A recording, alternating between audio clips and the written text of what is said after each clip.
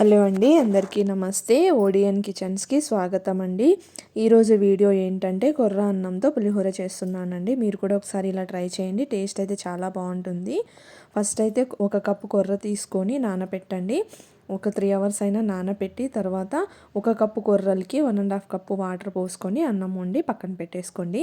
ఇప్పుడు స్టవ్ మీద కడాయి పెట్టేసుకొని ఆయిల్ వేసుకోండి. ఆయిల్ వేసుకున్న తర్వాత ఆవాలు, జీలకర్ర, పోపు దినుసులు అన్నీ వేసుకోండి. తర్వాత ఒక గుప్పెడు పల్లీలు కూడా వేసుకోండి. అది కొంచెం వేగాక ఒక 2 ఎండుమిర్చి కూడా సన్నగా సగానికి కట్ చేసుకొని వేసుకోండి. తర్వాత వెల్లుల్లి రెబ్బలు ఒక 4 తీసుకొని అవి సన్నగా తరిగి చిన్న చిన్న ముక్కలుగా కట్ చేసి వేసుకోండి. తర్వాత అల్లం ముక్కల్ని కూడా అలాగే సన్నగా తరిగి వేసుకోండి. తర్వాత పచ్చిమిర్చి, కరివేపాకు కూడా వేసుకొని అవి దూరగా వేయించండి. అది కొంచెం వేగాక కొంచెం పసుపు, కొంచెం ఉప్పు వేసుకోండి. ఉప్పు సరిపడా చూసుకొని వేసుకోండి. అది కొంచెం వేగాక ఇంగువ పౌడర్ కూడా యాడ్ చేసుకోండి. చూడండి, కలర్ అయితే చేంజ్ అయిపోయింది. ఇంగువ పౌడర్ కూడా వేసుకొని ఒక 2 నిమ్మకాయలని కట్ చేసుకొని జ్యూస్ తీసుకొని వేసుకోండి. పోపులో వేసుకోవచ్చండి, ఏం కాదు, చేదేమి రాదు.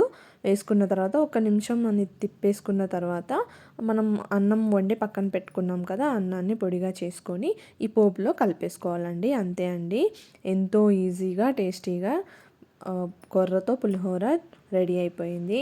టేస్ట్ అయితే చాలా బాగుంటుందండి. మనం నార్మల్ రైస్తో చేస్తాం కదా, ఆ రైస్తో ఎలా వస్తుందో సేమ్ అలానే ఉంటుందండి. దీని టేస్ట్ ఇంకా బాగుంటుంది రైస్ కంటే కూడా.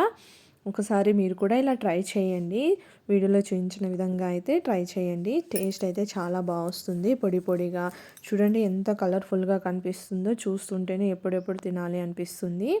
ఒకసారి మీరు కూడా ట్రై చేయండి. ఎలా ఉందో కామెంట్ చేయండి. ప్లీజ్ నా యూట్యూబ్ ఛానల్ని సబ్స్క్రైబ్ చేసుకోండి, లైక్ చేయండి, షేర్ చేయండి.